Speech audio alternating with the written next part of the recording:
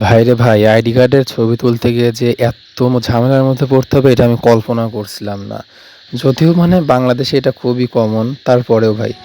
তো hello guys, আসসালামু আলাইকুম। আমি নাহিদ, আর এটাই আমার চ্যানেল আর কি প্রথম ভিডিও। তো সেদিন আমি যাচ্ছিলাম আমার আইডি কার্ডের ছবি তুলতে উপজেলা কমিশনের অফিসে। তো আমি সেদিন সকালেই ঘুম থেকে উঠে পড়েছি সকালে।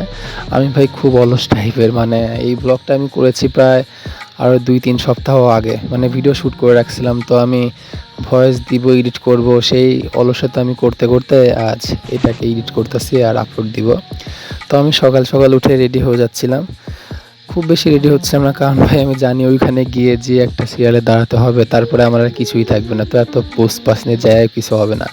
তো আমি এই যে গেঞ্জি পরছি আর শার্টটা আমার ব্যাগে নিয়ে নিছি, কারণ আমি ওইখানে গিয়ে আবার চেঞ্জ করে ছবি তোলার আগে চেঞ্জ করে নিব।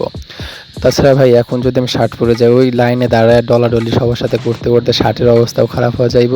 তো ছবি আমরা তো ভালো আসবে না।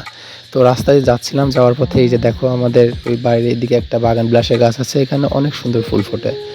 এখন আসলে ফুল কম। আর এই যে আমি কিছু বকুল ফুল তুলে নিয়েছি, এটা আমার ফুফির বাড়ির সামনে।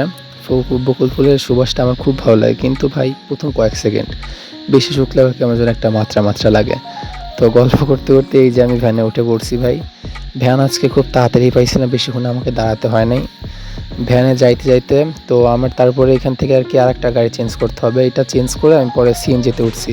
তো সিএনজির ক্লিপটা নেওয়া হয় নাই। অ্যাজ ইউজুয়াল আমি খুব অলস ভাই, ওটা নিতে পারি নাই।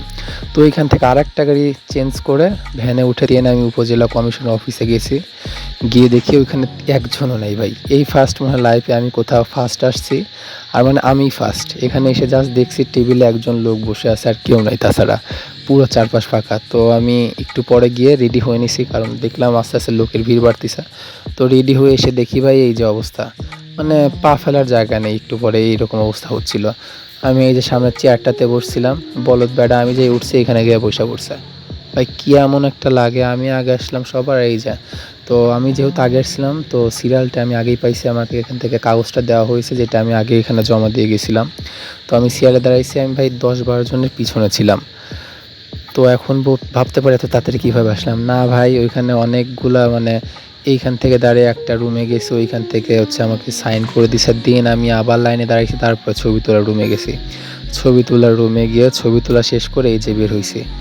আমি সেই রওনা দিছিলাম সকাল 8টার দিকে। এখানে আসতে 8:30-9টার মতো বেজে গেছে। তো এখন আমি বের হয়েছি প্রায় 2টার দিকে।